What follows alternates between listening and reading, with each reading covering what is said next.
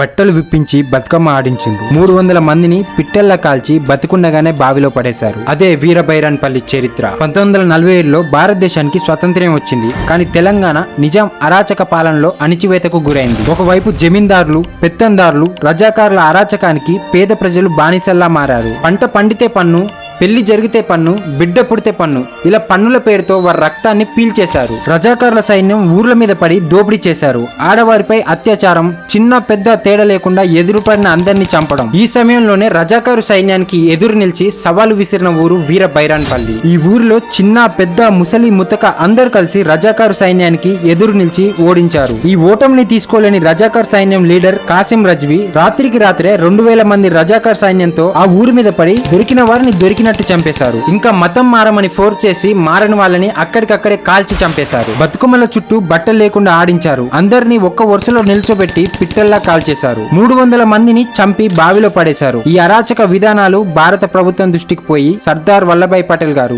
Operation పోలోతో తెలంగాణని అరాచక నైజాం పాలన నుండి విముక్తి చేశారు. ఆ అరాచకుల పైశాచానికి రక్తపు ఏరులో తడిసి వీరబైరాన్పల్లిగా చరిత్రలో నిలిచింది.